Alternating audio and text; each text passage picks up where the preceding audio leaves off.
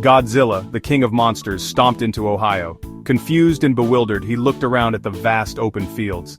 This wasn't the bustling cityscape he was used to. He'd been to Tokyo, New York, even Paris. Each city had its own unique charm and chaos.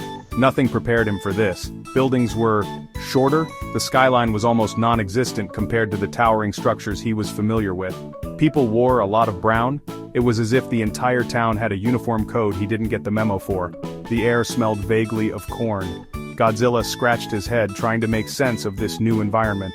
Was this what humans called the countryside? Maybe this was the wrong place? He pulled out a map, but it didn't help much. Everything looked the same. He'd asked that giant pigeon for directions. Could pigeons even talk? Or was he just imagining things in his confusion? This whole America thing was weirder than he imagined. The culture, the people, everything was so different.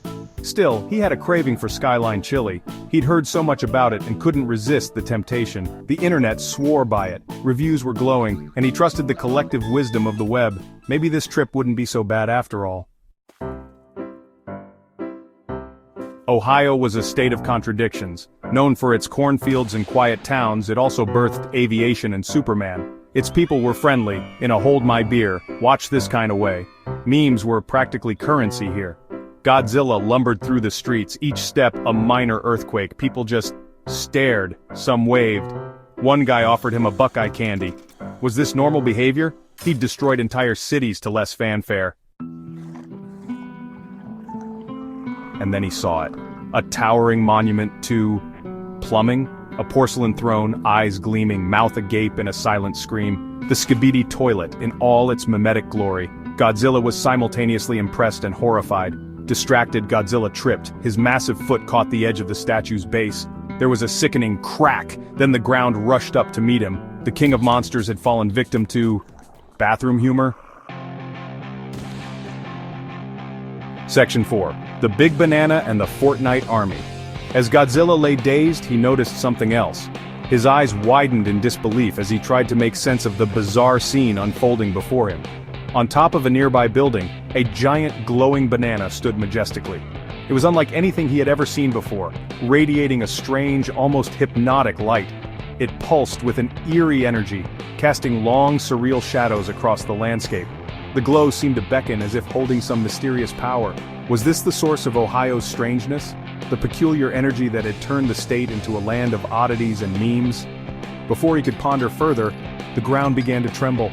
The vibrations grew stronger, shaking the very foundation of the city. Out of the cornfields, a vast army materialized. They emerged in perfect formation, their presence both awe-inspiring and terrifying. 90,000 soldiers in Fortnite skins, each one uniquely dressed in vibrant, outlandish costumes ready for battle.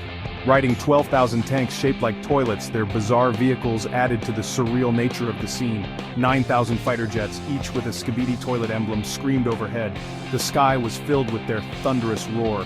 The Ohio meme Itery had arrived, a force unlike any other, ready to take on whatever challenges lay ahead. The stage was set for an epic showdown. Section 5. Ohio Godzilla. Godzilla rose, shaking off the dust. This was just insulting. He'd fought giant moths, three-headed space dragons, and even a giant robot version of himself. Each battle had been a test of his strength and resilience, pushing him to his limits. But now, he found himself in an entirely different kind of challenge. The enemies he had faced before were formidable, each with their own unique powers and abilities. The giant moth had wings that could create hurricane-force winds. The three-headed dragon could shoot lightning from its mouths, and the robot version of himself was equipped with advanced weaponry. Now, he had to deal with this? A situation so bizarre and unexpected that it left him utterly perplexed. He couldn't believe his eyes. A blast of atomic breath incinerated the first wave of attackers. Tanks melted, jets vaporized. The remaining soldiers hesitated. They had never seen anything like this before. Their training had not prepared them for a creature of such immense power and ferocity. This wasn't in the training simulations. The soldiers were at a loss, unsure of how to proceed.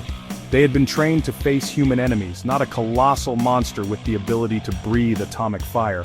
They retreated, leaving Godzilla standing amidst the smoking wreckage. The battlefield was littered with the remnants of their failed assault. Godzilla surveyed the scene, his mind racing with thoughts of what had just transpired. He was tired, hungry, and covered in skibidi toilet debris. This was too much. The absurdity of the situation was not lost on him.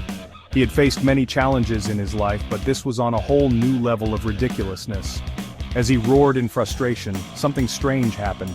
His roar echoed through the air, reverberating off the buildings and shaking the ground beneath him. His scales turned a vibrant shade of orange. The transformation was sudden and unexpected, leaving him even more bewildered than before. A pair of Buckeye candies materialized in his claws. Godzilla was no more. The candies were a symbol of Ohio, and their appearance signaled a change in his very essence. He was now Ohio Godzilla. Embracing his new identity, he prepared to face whatever challenges lay ahead in this strange new world.